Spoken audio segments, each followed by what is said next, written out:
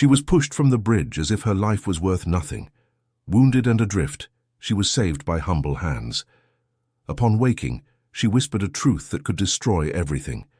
And now, it will be up to her to survive not only the waters, but the weight of a secret impossible to silence. If this story interested you, don't forget to subscribe to our channel and tell us what city you're watching from. Let's continue. I promise this will be the best story you'll ever hear in your life. The dawn in New York City still carried that biting June chill as Megan walked down Park Avenue toward the Upper East Side. Her footsteps echoed in the pre-dawn silence as she held on tightly to the worn-out bag of cleaning supplies she had bought at the corner store in Bushwick, where she lived in a small rented room. 2 years working in the same mansion. 2 years waking up before the sun. 2 years of being invisible to almost everyone who crossed her path. Megan was 26, but the exhaustion in her eyes told a much longer story. She had come from rural Ohio in search of a better life, leaving behind a humble family and a past of hardship. Here in the city, she had discovered that dreams came at a high price and that dignity had to be defended every single day, in every glance that passed through her as if she didn't exist, in every order given without a please, in every paycheck that barely covered rent and food. But Megan had something no one could take from her, an inner strength that came from far away, from the women in her family who had raised children alone, who had planted in dry earth and still reaped a harvest, who had smiled when everything called for tears. It was this strength that kept her standing, that made her cross the entire city in the dead of night without complaint, that prevented her from bowing her head to the arrogance of others. The bridge over the East River was practically empty, fair at that hour.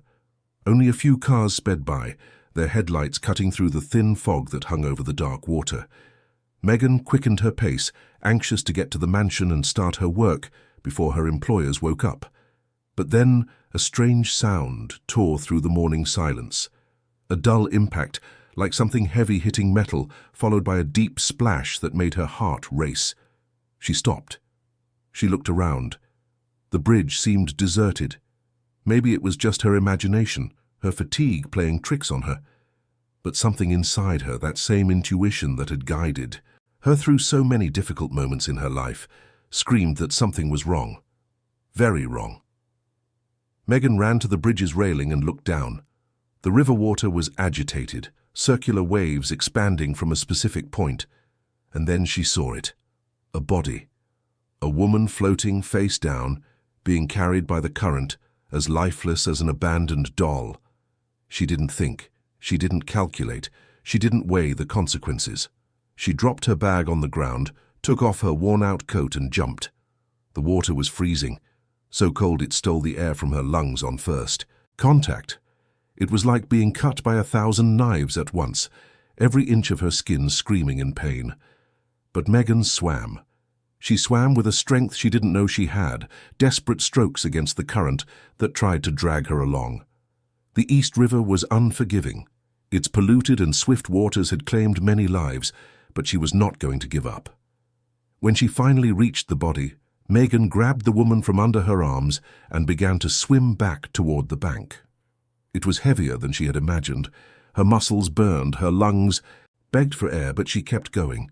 She thought of her mother, her sisters, of all the women she had known who deserved to be saved, who deserved a second chance. The bank seemed farther and farther away, but Megan didn't let go. It didn't matter how much it hurt. It didn't matter if her strength was at its limit. She was going to get that woman out of there, even if it was the last thing she did. When she finally managed to drag the body onto the concrete embankment, Megan was exhausted. She was breathing heavily, shivering from the cold soaked, and her hands were raw from the harshness of the concrete. But she was alive, and the woman was too, however barely. It was then that the faint light of dawn illuminated the victim's face, and Megan's heart nearly stopped again. Mrs. Helen Blackwood, the mother of her employer, Edward Blackwood, the lady who had always treated her with kindness, who sometimes left dessert for her, who asked about her family in Ohio with genuine interest. Megan examined the body with wide eyes. The elegant clothes were torn. Signs of a struggle marked Mrs. Blackwood's delicate arms, and deep scratches on her neck indicated that someone had tried to hold her violently. This was no accident. This was something much worse. With trembling hands, Megan checked the old woman's breathing. It was weak, irregular, but it was there. She needed medical help urgently. She looked around for someone, but the bridge remained deserted. Her cell phone was in the bag she had dropped up above, too wet to work anyway. Megan made the most difficult decision of her life. She picked up Mrs. Blackwood in her arms, gathering strength from who knows where, and started to walk. The nearest public clinic was a few blocks away on Lexington Avenue. She knew because she had passed by it a few times coming back from the market. It was her only hope. The journey was torture. Each step felt like it weighed a ton. Her arms throbbed with pain. The pre-dawn cold pierced to her bones through her soaked clothes. But Megan didn't stop. Mrs. Blackwood deserved to live. She deserved justice. And she, Megan, was going to make sure that happened. When she finally pushed the clinic door open with her shoulder, it was almost 6 in the morning. The receptionist looked up from her computer and screamed for help upon seeing the scene, a drenched young woman carrying an unconscious woman covered in injuries. Nurses rushed over with a gurney. Doctors were called. Megan was gently moved aside as they took Mrs. Blackwood into the clinic. She collapsed onto a plastic chair in the waiting room, shaking violently, still trying to process what had just happened. A nurse brought her a towel and a hot coffee. Megan thanked her with a weak smile and wrapped herself in the towel, finally feeling the relief of warmth. But her mind wouldn't stop working. Who would have done this to Mrs. Blackwood? Why? And why on that bridge at that time of morning? 2 hours later, a doctor came out of the emergency room. He was a middle-aged man with deep circles under his eyes and a tired but kind expression. "Are you the one who brought her in?" he asked, approaching Megan. "Yes, I am, doctor.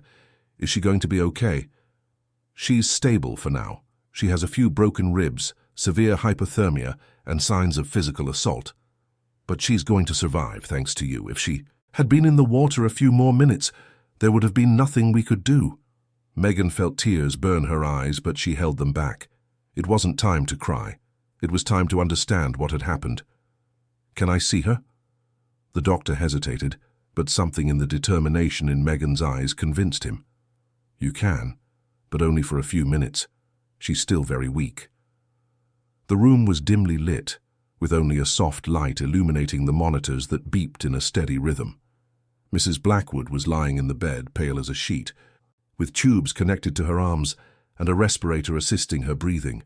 She looked so fragile, so different from the elegant, strong woman Megan knew. Megan approached slowly and gently held the old woman's cold hand. That's when Mrs. Blackwood's eyes slowly opened, still cloudy from medication and trauma. "Mrs. Blackwood? It's me, Megan. You're safe now." The old woman's lips moved, trying to form words. Megan leaned her ear closer to listen. The voice that came out was just a hoarse whisper, heavy with pain and fear. "She pushed me." Megan froze. The 3 words echoed in her mind, like thunder. "She pushed me." Someone had deliberately pushed Mrs. Blackwood off that bridge, trying to kill her. And from the way the old woman had pronounced those words, from the weight they carried, it wasn't hard to guess who. Veronica. Veronica Mendez Blackwood, the wife of Edward, Mrs. Blackwood's son. A woman of impeccable beauty, always dressed in designer clothes, always with her hair perfectly styled, always with that cold smile that never reached her eyes. Megan knew her well. She had worked in that mansion for 2 years, and in all that time, Veronica had never looked her in the eye, never said good morning, never treated her like a human being. But more than that, Megan noticed the tensions. She saw how Veronica treated her mother-in-law with barely disguised contempt, how she turned up her nose whenever Mrs. Blackwood expressed an opinion, how she made snide remarks about the simpler clothes the old woman preferred to wear, about her traditional habits, about her Catholic faith. Edward was blind to it all, or pretended to be. He was always traveling for business, managing the family's corporate empire, trusting that his wife and his mother could live together in peace. But Megan saw. She saw and kept quiet. Because who was she to meddle in her employer's affairs? Just a housekeeper, invisible, insignificant. Until now. Mrs. Blackwood closed her eyes again, exhausted from the effort of speaking. Megan squeezed her hand tighter, a silent gesture of promise. She would not let this go. She would not allow Veronica to get away with it. But first, she needed to think. She needed to be sure. An accusation like this against the wife of Edward Blackwood, one of the most powerful businessmen in New York, could not be made lightly. She needed proof. She needed something concrete. Megan left the clinic when the sun was already high in the sky. Her clothes were still damp, clinging to her body, but she barely noticed. Her mind was working frantically as she walked back toward the Blackwood mansion. The mansion was on a quiet street on the Upper East Side, hidden behind high walls and electric fences. 3 stories of luxury, a huge pool in the back, immaculate gardens tended by a gardener who came 3 times a week. It was a world completely different from her own, but Megan knew every corner of that house. She knew the closets where Veronica kept her hundreds of pairs of shoes. She knew the walk-in closet full of expensive clothes. She knew the living room where the old lady always sat for tea in the late afternoon. When she reached the main gate, the security guard, Anthony, looked at her in surprise. "Megan, what happened to you? You're all wet." "It's a long story, Anthony. Is Mrs. Veronica home?" "Yes, she is. Got here early today, all nervous.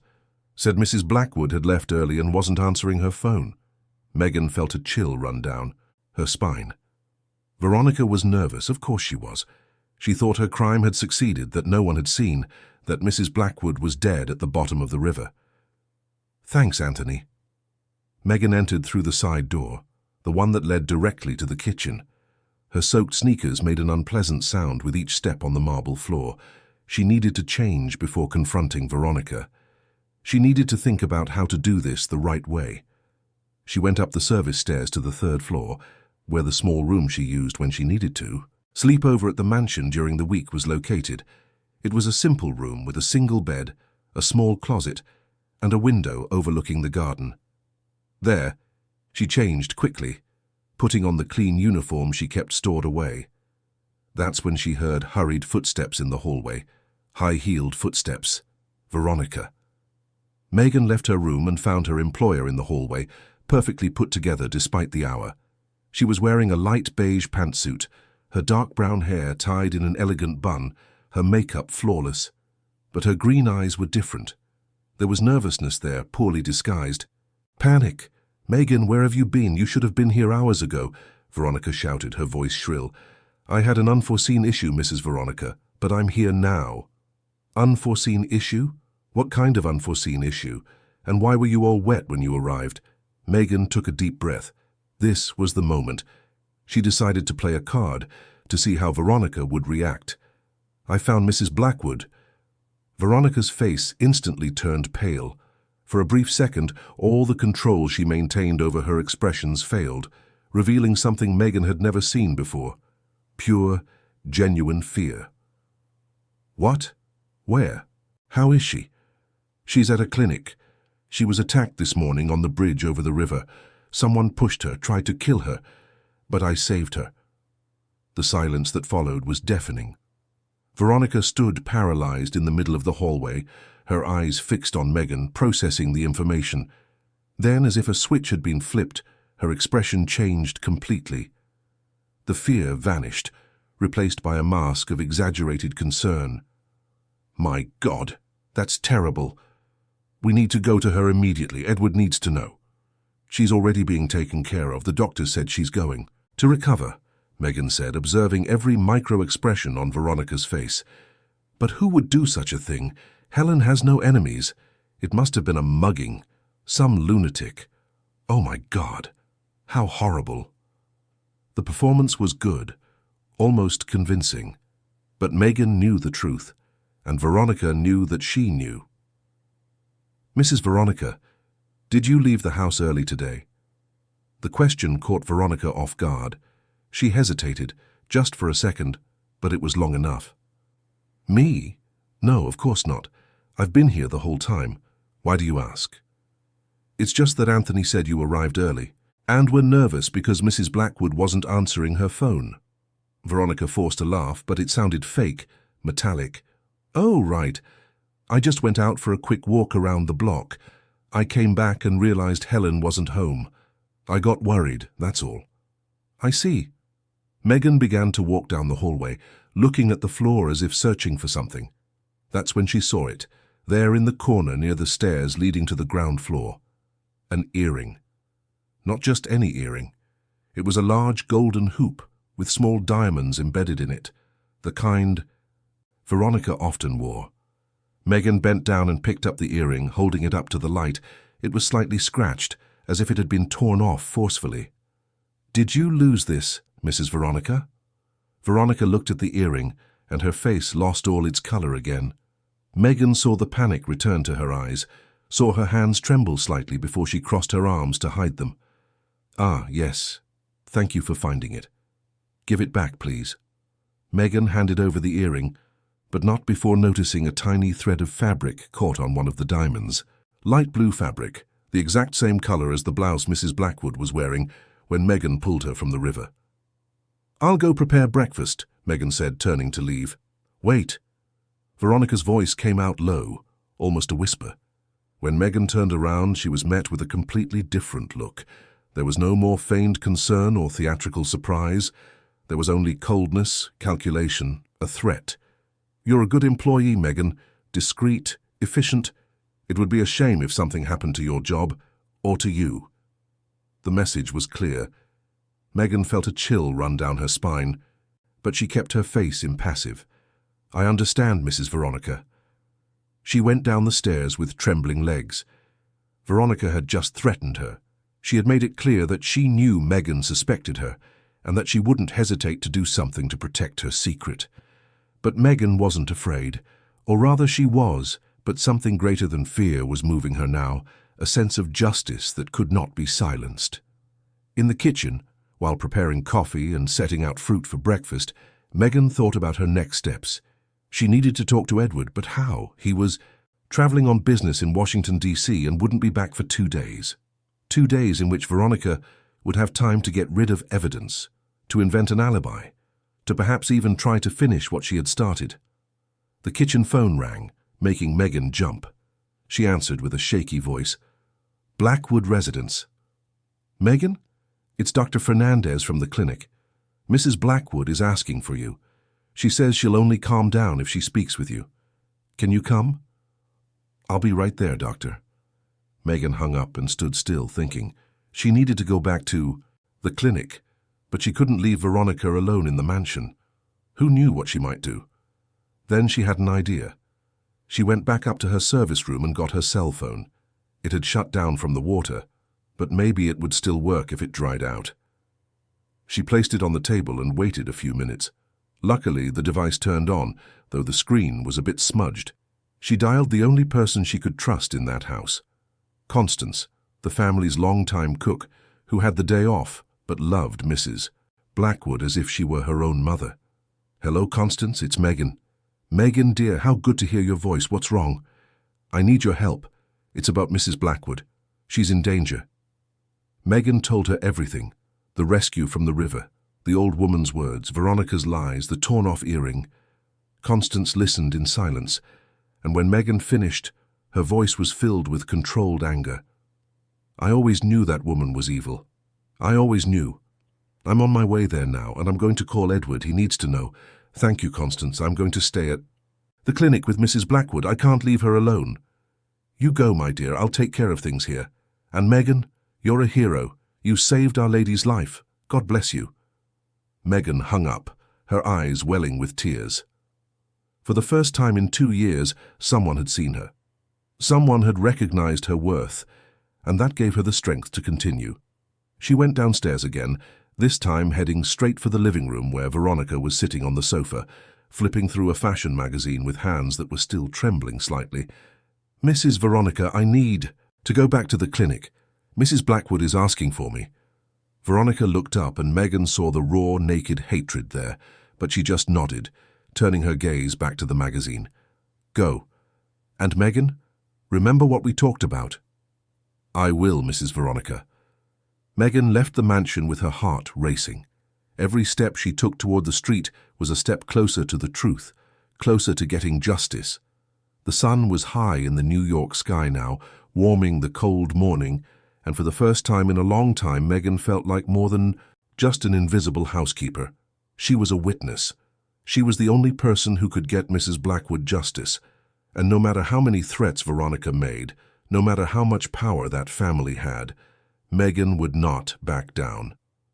As she walked down the busy avenue, she thought of her mother back in Ohio, who had always told her, "Honey, when you see an injustice, don't bow your head.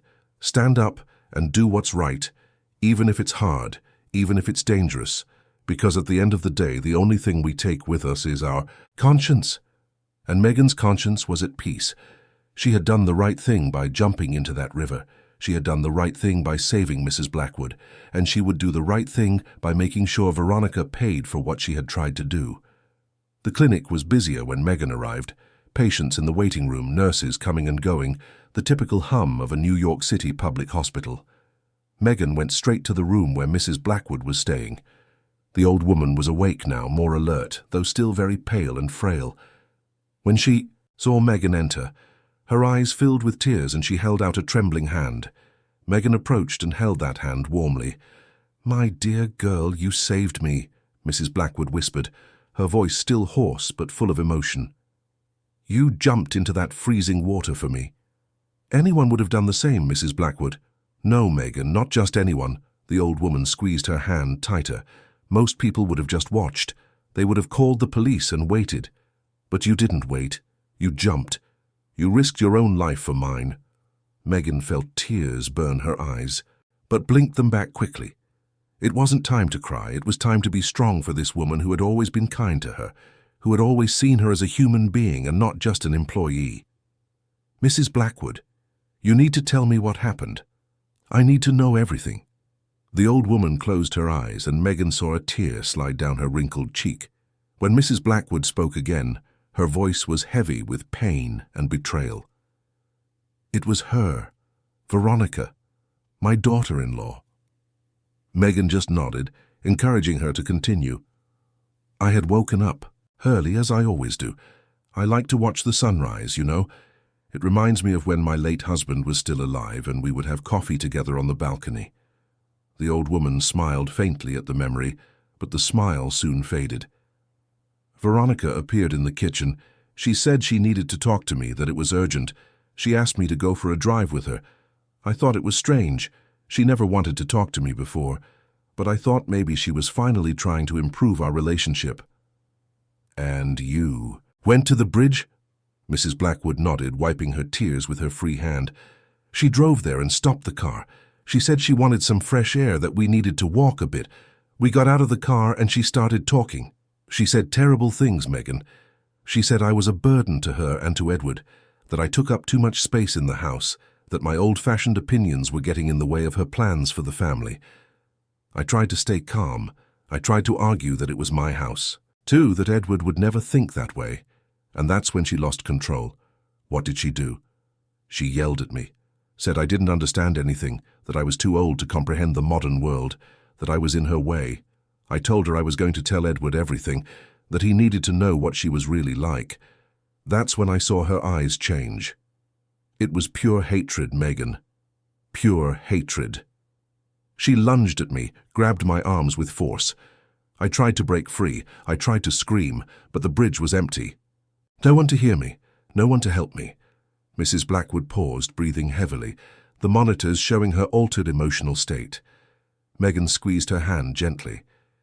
You don't have to continue now if you don't want to. No.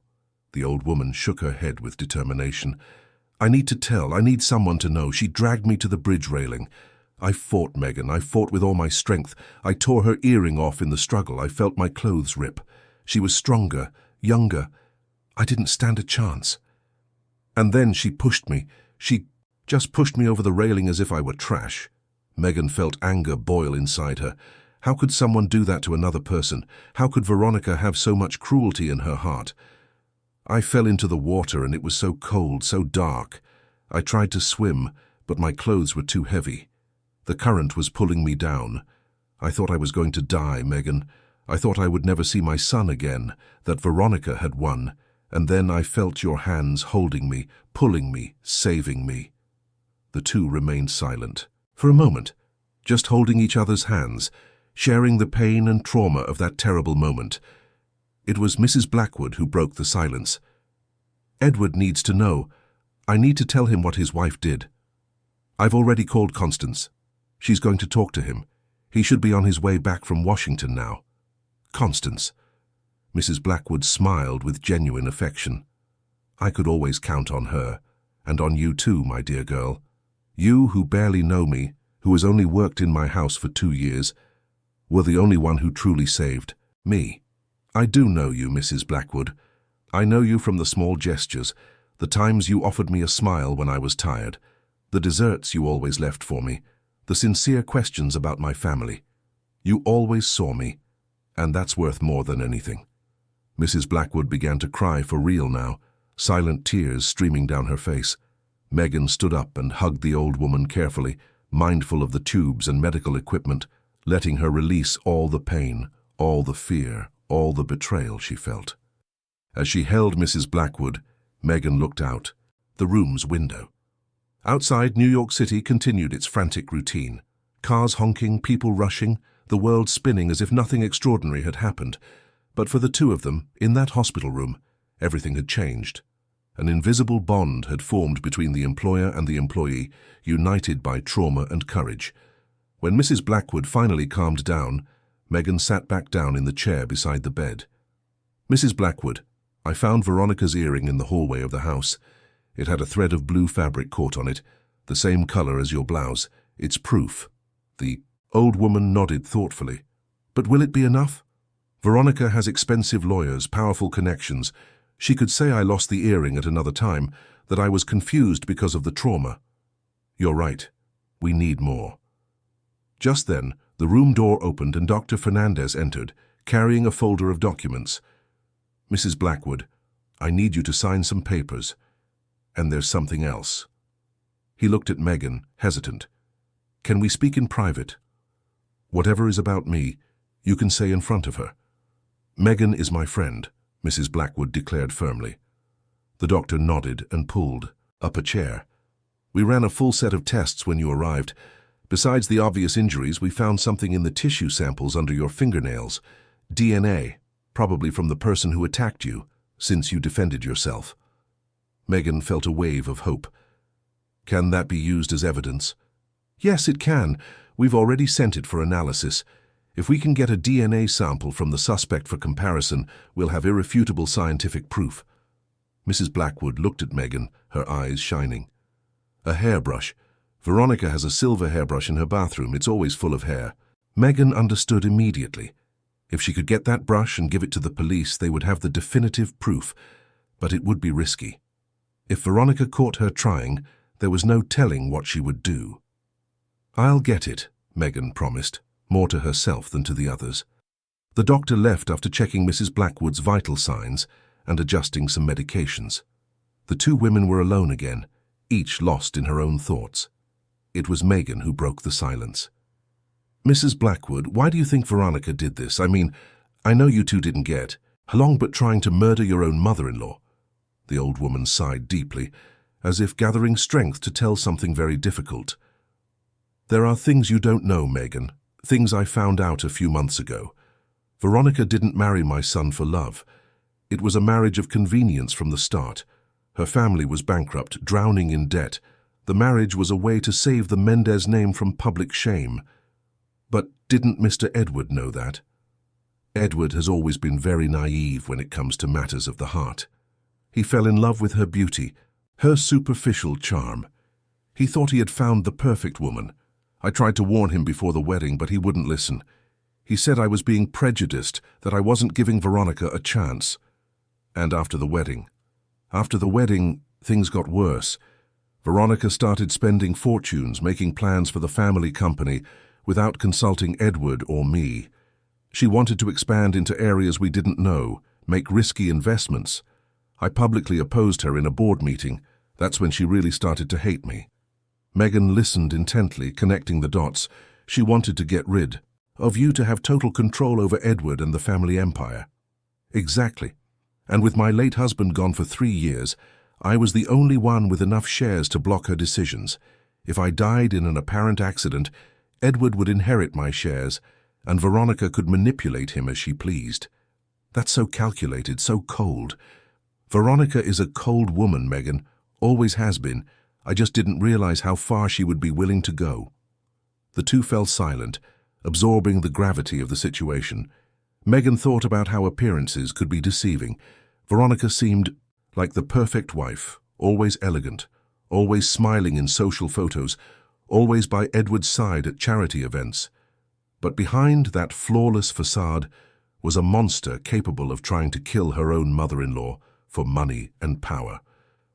The clinic phone rang, and a nurse came to inform them that Edward Blackwood was on his way. Constance had managed to contact him in Washington, and he had cancelled all his meetings to return to New York immediately. "He's going to be devastated," Mrs. Blackwood said, her voice sad. "He's going to have to face who his wife really is."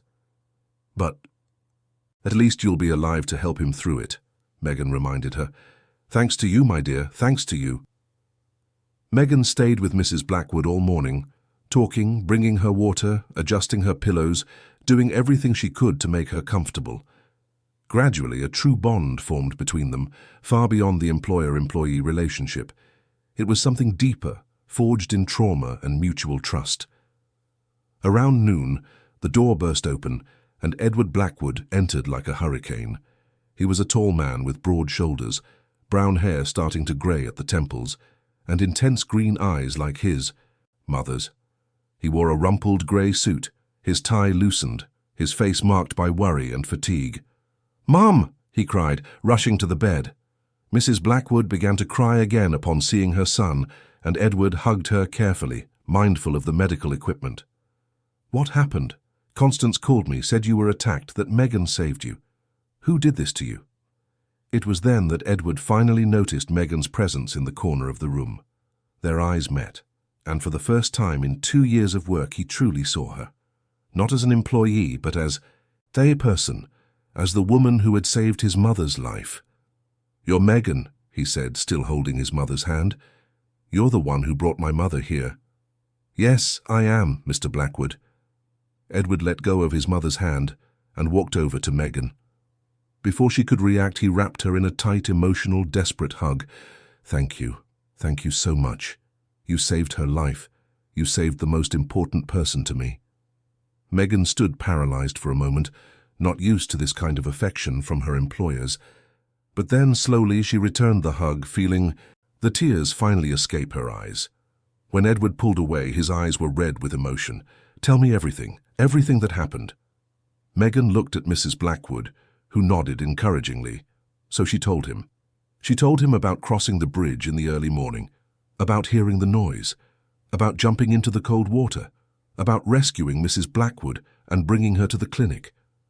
She told him about the old woman's words, about finding Veronica's earring in the hallway, about the veiled threats she had received.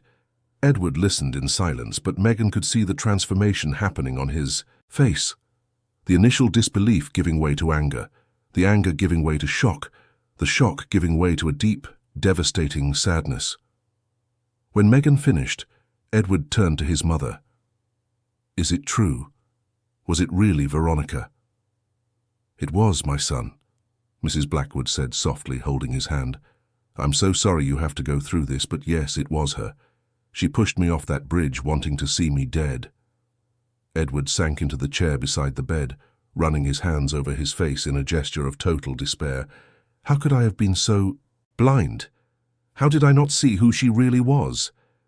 "You were in love," Mrs. Blackwood said, "and love sometimes blinds us to the truth." Megan watched the painful scene, feeling sorry for Edward. He looked like a completely broken man, confronted with the reality that the woman he had married, with whom he had shared 5 years of his life, was capable of trying to murder his mother. "I need to talk to her," Edward said, suddenly standing up. "I need to hear it from her own mouth." "Edward, no." Mrs. Blackwood held her son's arm. "She's dangerous. She's already shown what she's capable of. That's exactly why I have to confront her. I can't let this go, and I need to do it in person." Megan stepped forward. Mr. Blackwood, if you're going to talk to her, I need to go with you. There's something I need to get from the mansion, something important to prove what happened. Edward looked at her, confused. What? A hairbrush, to compare the DNA. Edward understood immediately. He nodded with respect. Then we'll go together. But Megan, you don't have to do this. You've already done so much. You can just tell me where the brush is and I'll get it. With all due respect, Mr. Blackwood, but I think it's better if I go. I know the house. I know where things are. And besides, she hesitated, but then continued firmly. Besides, I have a score to settle with Mrs. Veronica. She threatened me this morning. Edward clenched his fists, anger returning to his face. She threatened you? She did. She said it would be a shame if something happened to my job or to me. But I'm not afraid of her, Mr. Blackwood, and I'm going to help Mrs. Blackwood until the end. Edward looked at Megan with a mixture of admiration and gratitude. You are very brave, and you can just call me Edward. After what you did for my mother, for me, there's no more employer-employee distance between us. We're equals. Megan felt a warmth spread through her chest. For the first time in her life, an employer was treating her as an equal, recognizing her value as a person, not just as an employee. It was a strange but good feeling. Thank you, sir, she began, but Edward interrupted. Edward. Just Edward. Edward, Megan smiled shyly. Mrs. Blackwood watched them from the bed, and for the first time since the attack, a genuine smile lit up her pale face. You two will handle that witch, she said with conviction, and I'll be here cheering you on. Rest, Mom. Edward kissed her forehead. We'll be back soon, and when we return, Veronica will be out of our lives forever. Megan and Edward left the clinic together. Outside, a driver was waiting with a gleaming black Mercedes. Edward opened the back door for Megan, who got in, still processing the fact that she was being treated as a guest and not as an employee. During the drive to the mansion on the Upper East Side, Edward was silent, looking out the window with a distant expression. Megan respected his silence, understanding that he needed to process everything he had discovered. It was only when they were turning onto the mansion street that Edward finally spoke. How did you have the courage to jump into that water? No one would have done that. I didn't think. I just saw someone who needed help, and I acted. But you could have died. The current in the East River is strong. The water is polluted. You risked everything. Megan thought for a moment before answering. My mother always taught me that life is worth more than anything, that if you see someone in danger and do nothing, you lose a piece of your humanity.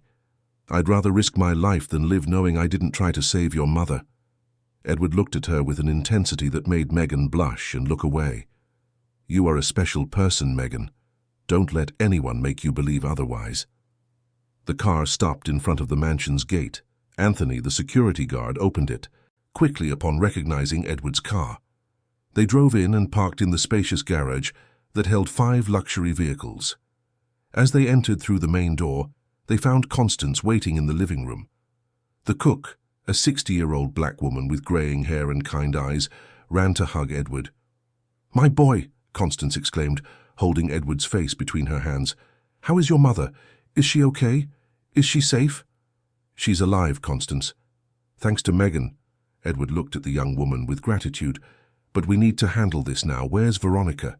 She's in her office on the 2nd floor. She's been locked in there since she got back from outside. Didn't want lunch, didn't want to talk to anyone. Constance lowered her voice. The other staff are scared, Edward. A rumor went around that something happened to Mrs. Blackwood. Some are even saying Megan had something to do with it. What? Megan was startled. Constance held her hand warmly. Don't you worry, my dear. I know it was something Veronica planted. That snake was always good at manipulating people. But I defended you. I told everyone you wouldn't hurt a fly. Edward became visibly angry. I'll put an end to these rumors now. I'll make it clear to everyone in this house exactly who the hero is and who the criminal is. They went up the stairs toward the 2nd floor.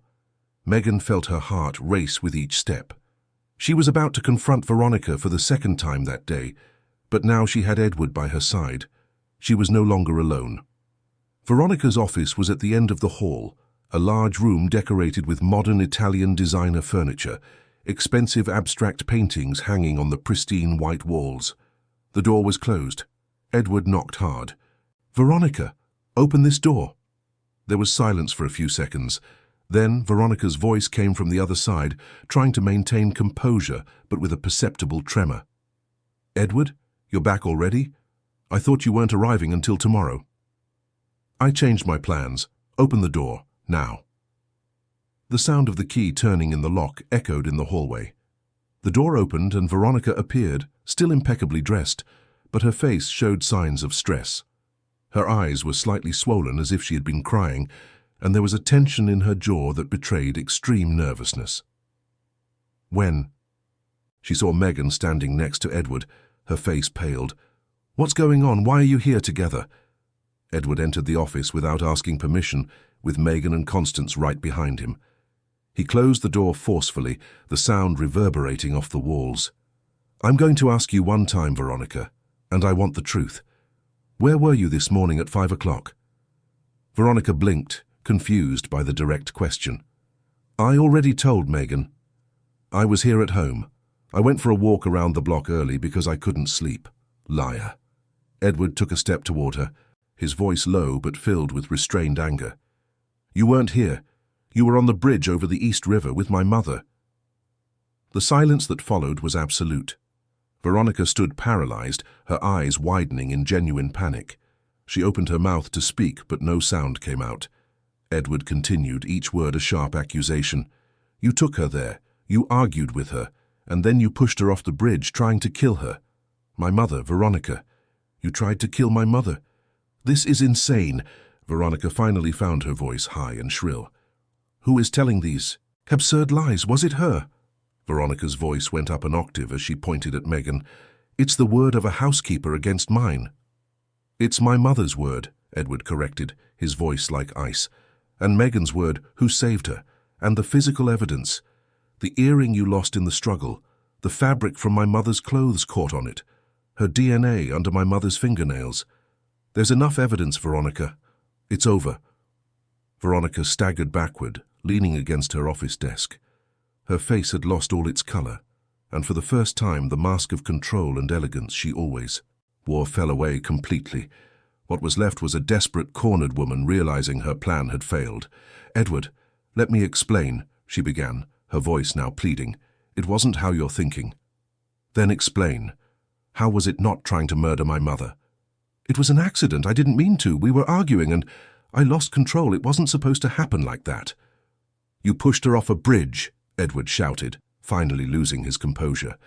"You held my mother, a 70-year-old woman, and threw her into the river, wanting her to drown. How can that be an accident?" "You don't understand the pressure I was under," Veronica screamed back, tears beginning to stream down her face, smudging her expensive makeup. "Your mother was in my way. She blocked everything I tried to do, all my plans for the company, all my ideas. She always voted against me on the board." "So you tried to kill her for money, for power?" "It wasn't just that," Veronica sobbed. "It was everything. She never accepted me. She always treated me like I wasn't good enough for you, always with that disapproving look. I couldn't take it anymore." Megan, who had remained silent until then, stepped forward. "Mrs. Blackwood always treated you with respect. She always tried to include you in the family. It was you who despised her from the beginning." Veronica turned to Megan with hatred in her eyes. "What do you know about it? You're just a housekeeper. You know nothing about social pressure, about expectations, about having to keep up appearances." "I know enough to know that nothing justifies trying to take another person's life," Megan replied calmly but firmly. "You had everything. Money, comfort, a family, and it wasn't enough. You wanted more and you didn't care who you had to step on to get it." Constance, who was standing by the door, shook her head sadly. "I always knew you were bad, Veronica, but I never imagined you were capable of this."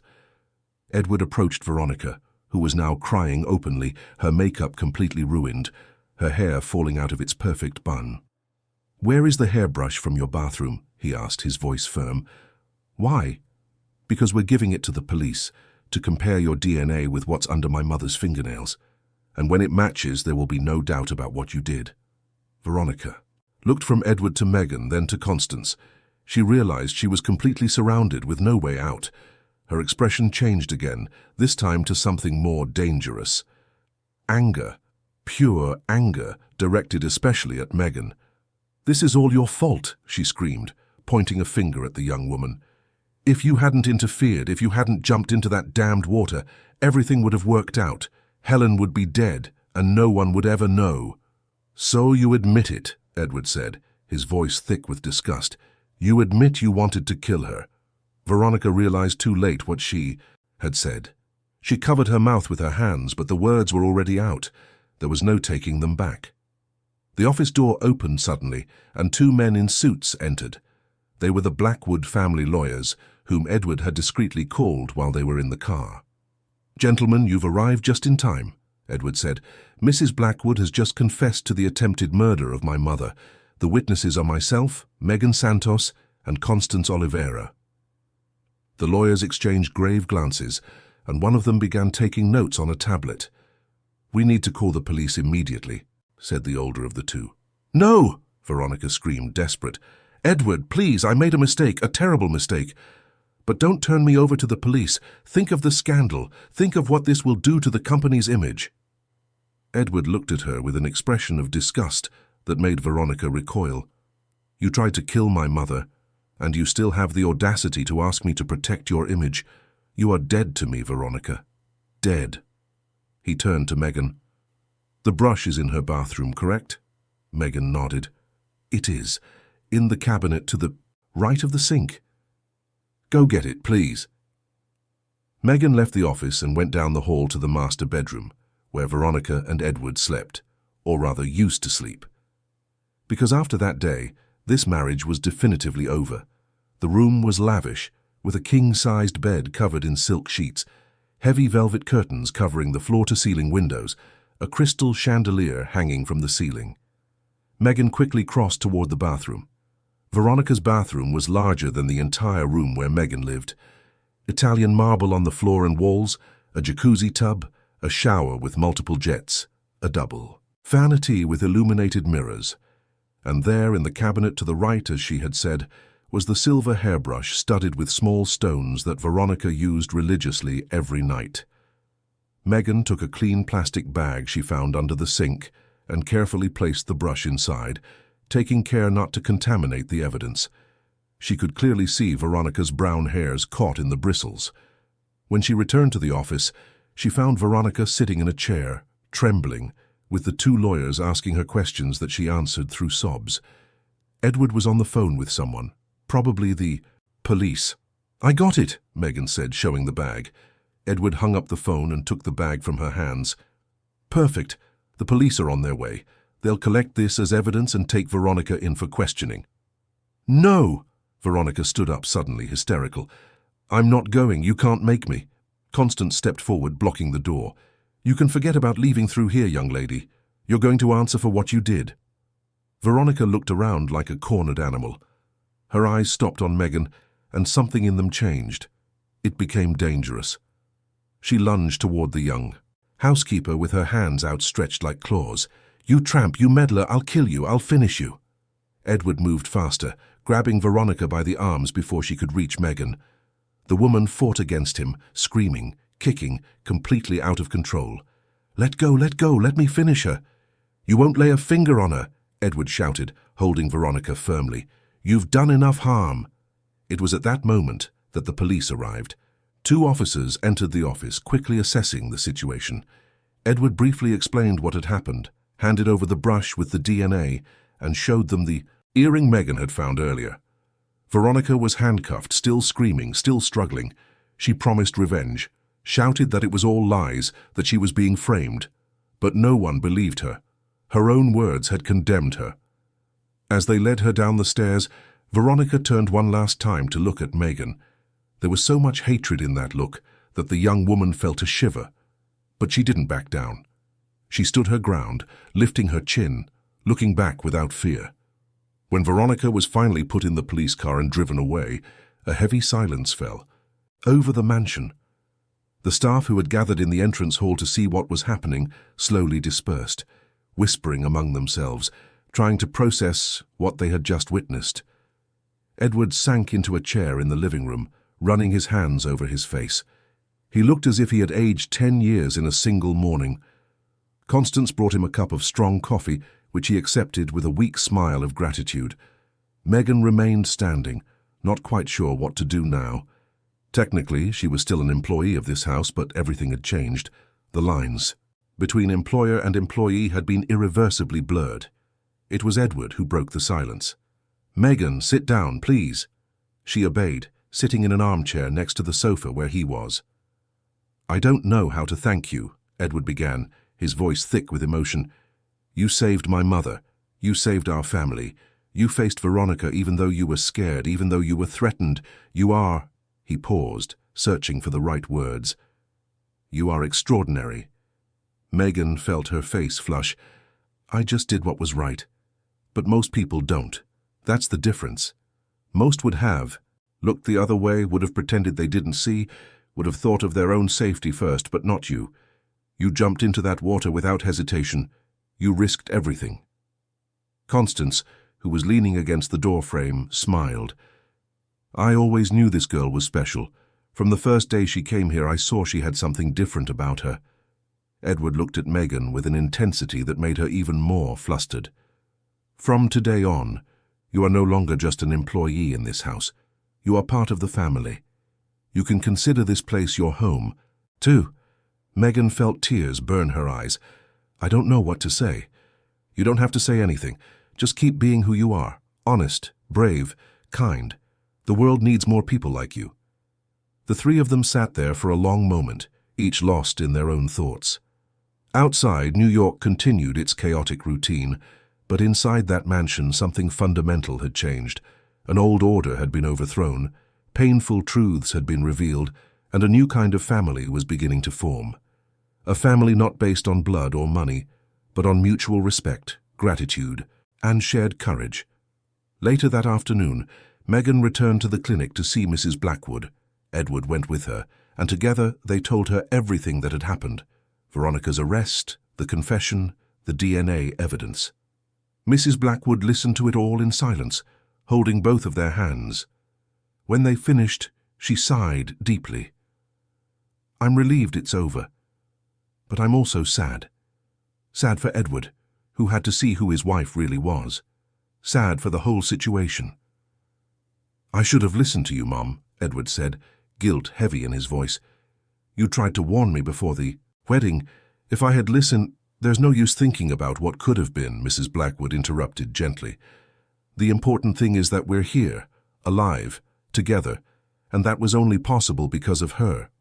She looked at Megan with such affection that the young woman felt her heart squeeze. "My savior. My hero." Megan squeezed the old woman's hand, unable to speak through the tears that were now falling freely. The following days were a whirlwind. The news of Veronica Blackwood's arrest spread through New York high society like wildfire. The newspapers ran sensational headlines. Television shows discussed the case. The internet exploded with theories and speculation. Edward hired the best lawyers to ensure Veronica would answer for all her crimes. The DNA was a perfect match, confirming that she was the one who had attacked Mrs. Blackwood. Along with the confession recorded by the lawyers and the testimony of multiple people, the case was solid. Veronica was indicted for attempted first-degree murder. Her trial would be in a few months, but the lawyers had already made it clear that there was no hope of acquittal. At best, she would get many years in prison. At worst, decades. Meanwhile, at the Blackwood mansion, life began to find a new rhythm. Mrs. Blackwood was discharged from the clinic a week after the attack and returned home, where she was greeted with applause by all the staff. The news that Megan had saved her life had spread, and now everyone treated her with a respect and admiration she had never experienced before. Edward himself had insisted that Megan move into one of the guest rooms on the second floor, a spacious room with a private bathroom and a view of the garden. She had hesitated at first, feeling it wasn't her place, but Mrs. Blackwood had insisted too. "You're family now, my dear, and family doesn't sleep in a housekeeper's room." Thus, Megan found herself living in a completely different reality. She woke up in a comfortable room, had breakfast with Mrs. Blackwood and Edward in the formal dining room, and spent her days no longer cleaning, but keeping the old lady company as she recovered. It was strange. It was uncomfortable at times. But it was also wonderful. Edward, for his part, began to spend more time at home. He cancelled business trips, delegated more responsibilities to his managers, focusing on being present for his mother. And inevitably that meant spending more time with Megan as well. The days turned into weeks, and the weeks into months. Spring arrived in New York, bringing with it flowers in the mansion's gardens and a sense of renewal that seemed to echo the changes happening within those walls. Megan woke up every morning still surprised by her new room, by the soft sheets, by the view of the garden where the dogwood trees were blooming. But more than the physical comfort, it was the sense of belonging that surprised her. For the first time in her life, she felt she had a place in the world. Mrs. Blackwood was recovering remarkably well. The fractured ribs had healed, the bruises had disappeared, and although she still had occasional nightmares about that morning on the bridge, she was stronger every day. And more than that, she was happy. She had her family close. She had the constant presence of Megan, who had become more than a housekeeper, more than a friend. She was like a daughter that fate had brought her in an unexpected way. The two spent hours together. Megan learned to do the traditional embroidery that Mrs. Blackwood loved so much, while the old woman taught her patiently, her wrinkled hands guiding Megan's young hands through the stitches.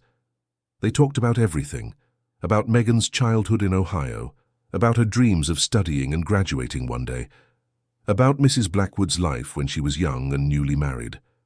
One afternoon, as they were embroidering on the back porch, Mrs. Blackwood stopped and looked at Megan with that penetrating gaze that seemed to see into people's souls. "My dear, can I ask you a personal question?" Megan smiled. "Of course, Mrs. Blackwood. You can ask me anything. Do you like my son?" Megan's needle froze in midair. She felt her face flush intensely, her heart race. She tried to pretend she didn't understand. "What do you mean?" Mrs. Blackwood laughed softly. "Megan, dear, I'm 70 years old. I've seen a lot in my life. I know how to recognize when two people are falling in love, even if they haven't quite realized it themselves yet." Megan lowered her gaze to the embroidery in her hands, not knowing what to say.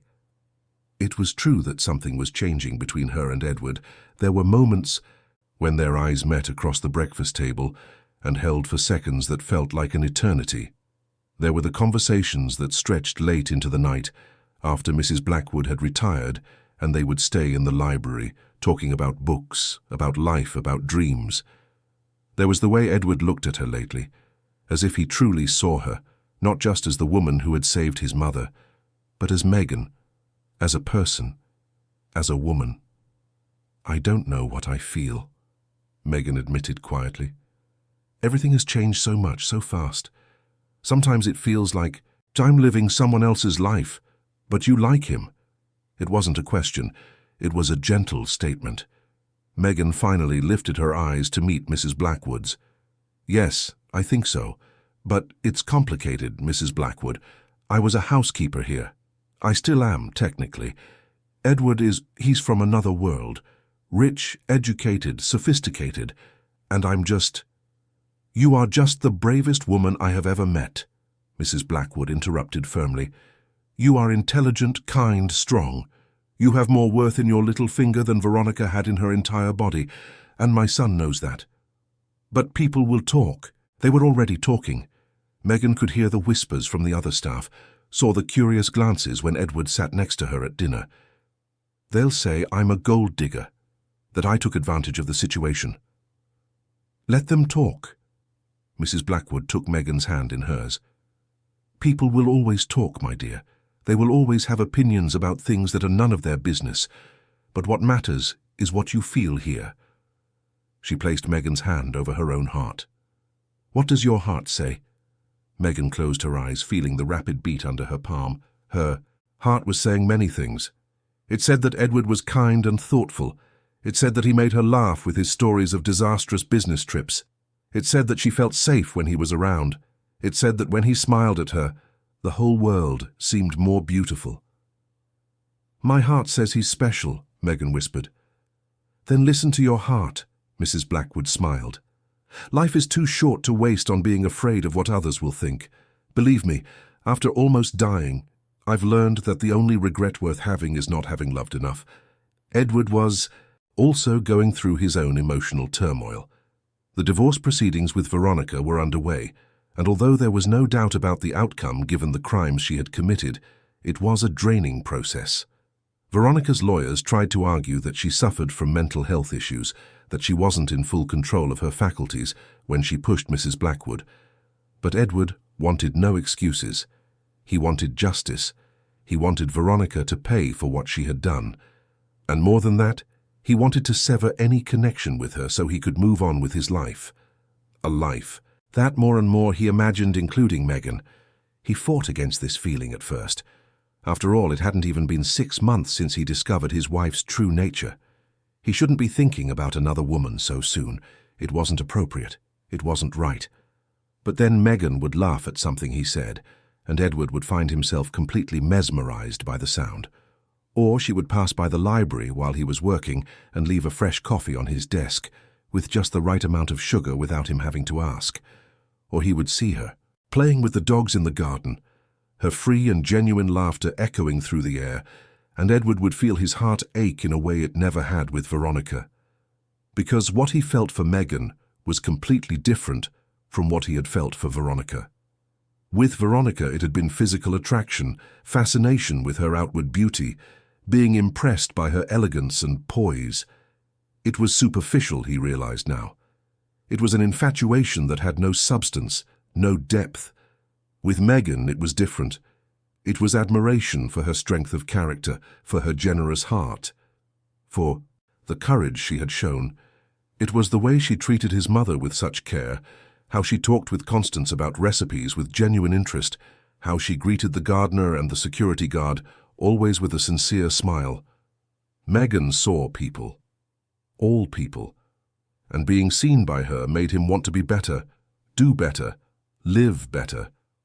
One night, after Mrs. Blackwood had already retired, Edward found Megan in the library, curled up in an armchair that was too big for her, reading a book he recognized as one of his favorites by Machado de Assis. "Dom, Casmuro?" he asked, entering the room. Megan looked up, startled, but smiled when she saw him. "Yes, you once said it was your favorite book. I thought I'd give it a try." "And what do you think?" Megan made an adorable face. "I'm angry at Bentinho. He's so insecure, so possessive." Edward laughed, sitting in the armchair next to her. "Wait until you get to the end. Then you'll be even more annoyed." They talked about the book for a while, then about other books, then about everything and nothing at the same time. It was easy to talk to Megan. Natural. There was no pretense, no games, just honesty. It was Megan who finally brought up the topic they had both been avoiding. "Edward, can I ask you something?" "Of course." "How are you? Really? With everything that's happened? With Veronica, the divorce, the upcoming trial?" Edward sighed, running a hand through his hair in a gesture Megan had learned to recognize as a sign that he was thinking deeply. "Honestly, I'm relieved. I know I should be devastated, that I should be mourning my marriage. But all I feel is relief. Relief that my mother is alive. Relief that Veronica's true nature was revealed before she could cause even more damage. Relief to be free of her." "Don't feel guilty about that," Megan said gently. "You have a right to feel relieved." "And you?" Edward turned to look at her directly. "How are you with all of this? Your life has completely changed. You could have gone back to your normal routine, but instead, you're here. Why?" Megan thought for a moment before answering. "Because for the first time in my life, I feel like I'm where I'm supposed to be. My whole life since I left Ohio, I felt like I was just surviving, working, paying bills, existing. But here with your mother, with Constance, with—" She hesitated. "With you. I feel like I'm truly living." Edward felt something shift inside his chest. Those simple words, spoken with such sincerity, touched something deep within him. "Megan." "Yes?" He leaned forward, his eyes fixed on hers. "You saved my mother. You saved my family. But I think you're saving me too. From an empty life. From superficial relationships. From not seeing what really matters." "Edward, I know it's soon. I know all of this is complicated. But I need you to know, he took a deep breath. You are important to me. Very important, and it's not just gratitude, it's more than that. Megan felt tears burn her eyes. For me too, she whispered. You're important to me too. Edward reached out his hand, and Megan took it without hesitation. They sat there, hands intertwined in a comfortable silence, each processing what had just been said. It was the beginning of something still fragile, something that would need time to grow and strengthen. But it was real, it was genuine, and for the first time in a long time they both allowed themselves to feel hope. The months continued to pass. Veronica's trial finally took place, and it was as sensational as everyone had expected. The tabloids covered every moment. Cameras surrounded the courthouse. Reporters shouted questions. Veronica arrived in discreet clothing, trying to look remorseful, but her performance convinced no one. The jury took only 2 hours to deliberate. Guilty. Attempted first-degree murder. 15 years in prison. When the verdict was read, Veronica collapsed in tears, screaming that it was an injustice, that she had been framed. But no one was listening, especially not Edward, who watched the entire trial alongside his mother and Megan, maintaining a neutral expression, but with his hand held firmly in Megan's.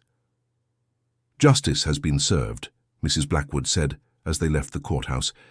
It brings me no joy to see someone go to prison, but it brings me peace to know she will pay for what she did. We can finally move on, Edward agreed. And they did. Life in the Blackwood mansion found a new equilibrium. Mrs. Blackwood was now fully recovered, stronger and more vibrant than ever. She said that surviving the murder attempt had given her a new perspective on life, a deeper appreciation for every moment. Megan started studying. Edward had insisted on paying for college for her, but Megan chose to start with online courses, wanting to do things at her own pace. She discovered a fascination with psychology, with the study of the human mind and behavior. Maybe one day she could use that knowledge to help other people who had been through trauma, just like she and Mrs. Blackwood had. And the relationship between Megan and Edward blossomed. It wasn't fast, it wasn't easy.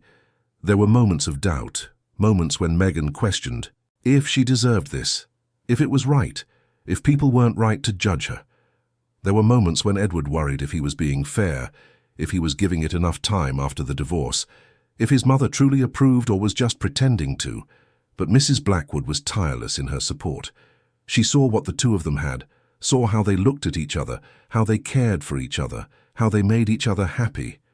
And she had no doubt that it was real. The first kiss happened on a rainy summer night. They were on the covered back porch, watching the storm wash over the garden, the smell of wet earth filling the air. Edward was telling a story about a disastrous business trip to Miami, making Megan laugh so hard that tears streamed down her face. And then, in the middle of the laughter, their eyes met. The laughter died. The world fell silent, except for the rain. Edward moved closer, slowly, giving her time to pull back if she wanted to.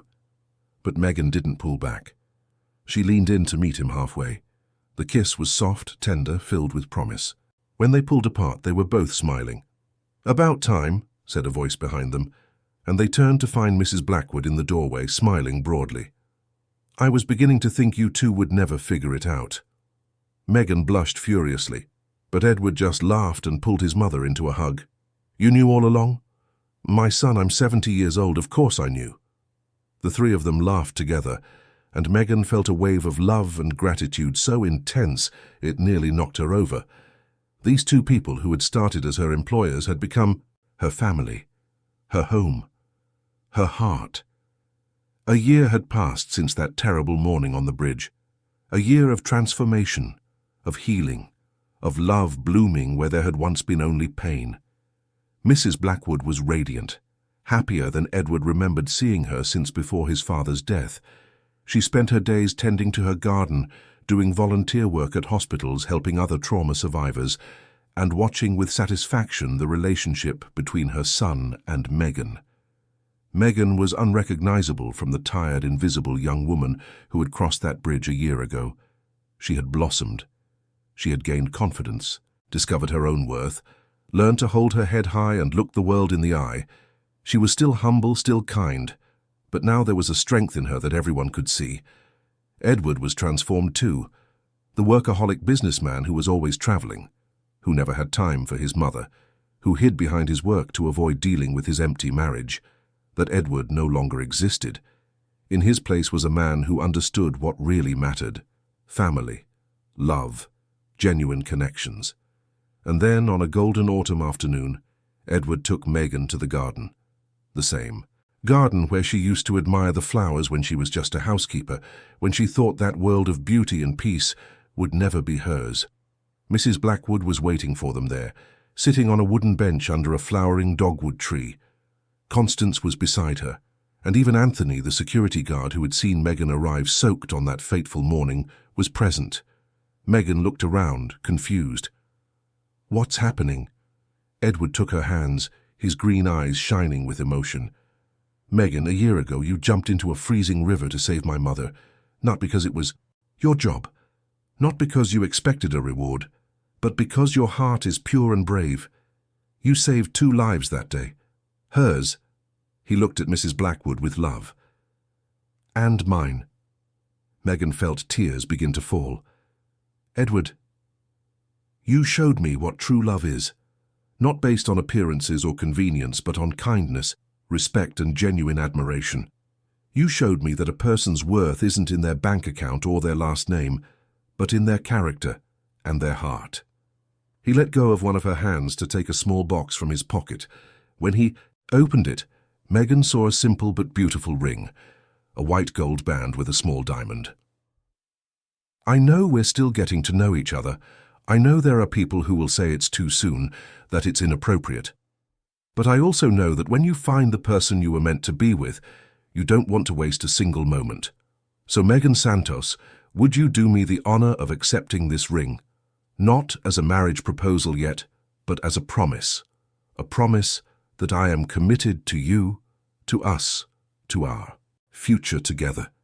Megan was crying openly now, but they were tears of pure happiness.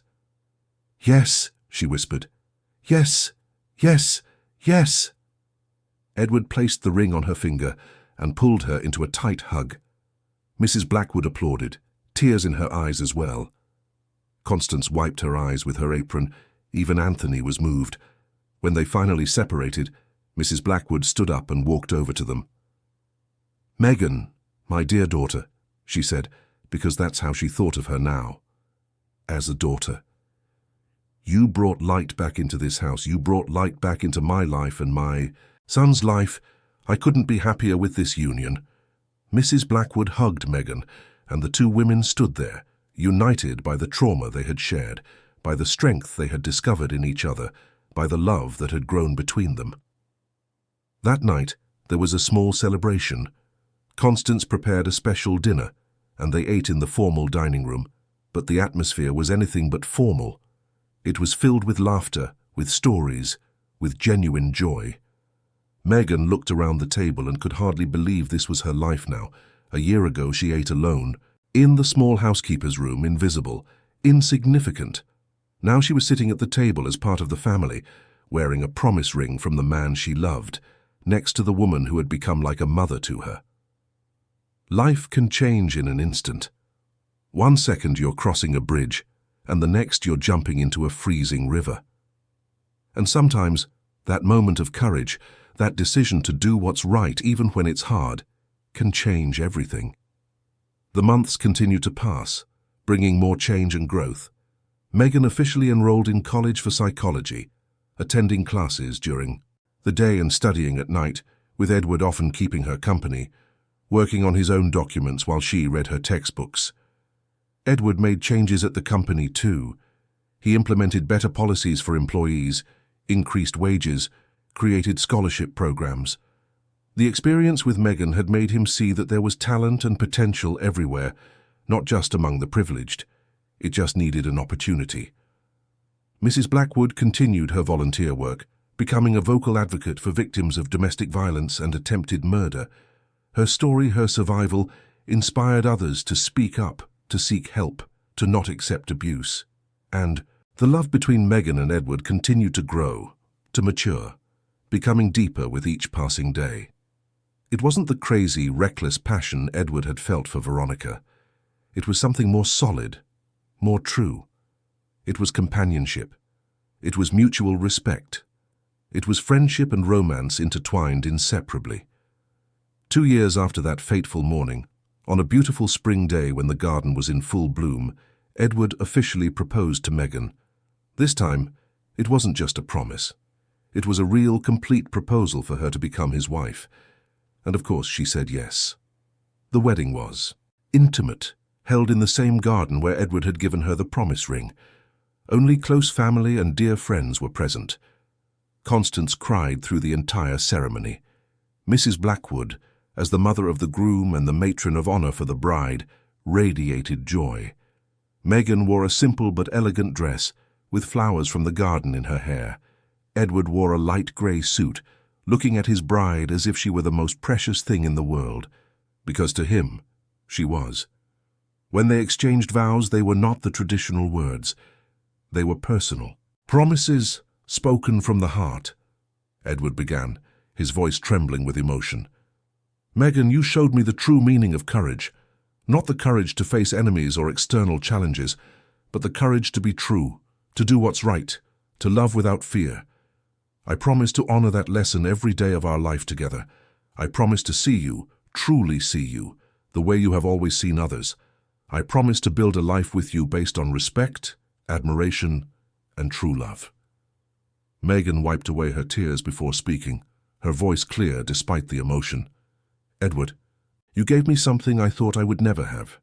A home, a family, the feeling of being valued not for what I do, but for who I am.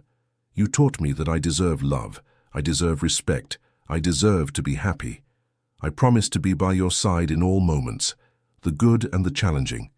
I promise to love you not for your wealth or status, but for the kindness of your heart and the nobility of your soul. When the officiant declared them husband and wife, the kiss was met with enthusiastic applause. Mrs. Blackwood was crying openly, tears of pure joy streaming down her wrinkled face. The reception was cheerful and relaxed. They danced in the garden, ate the delicious food Constance had prepared with such love, laughed at embarrassing stories told by friends. It was perfect in its simplicity. Later that night, when the guests had gone home and the moon was shining high in the sky, Megan and Edward walked to the bridge, the same bridge where it all began. They stood there, looking at the water flowing below, so different now. It was no longer a place of trauma and fear. It was a place of transformation, the place where their lives changed forever.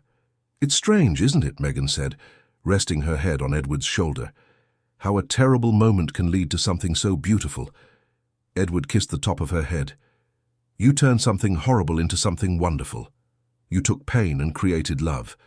You took near tragedy and created a new beginning. I didn't do it alone. Megan looked at him. We did it together. You, me, your mother. All of us healing together, growing together. They stood there for a few more minutes, just appreciating the moment. The peace, the love they shared. Then they went home, to their home, to the place where they belonged, together. End of story. Dear listeners, we hope the story of Megan and Edward has touched your hearts deeply. If you were moved by the courage of a simple woman who became a hero, by the love that blossomed where it was least expected, by the transformation of lives through kindness and justice, please leave a like, subscribe to the channel, and tell us in the comments what marked you most in this journey. Every day we bring intense stories like this, one, which reveal the deepest side of the human soul, which show how a single act of courage can change entire destinies. We'll see you in the next episode, with more emotion, more drama, and more stories that touch the soul.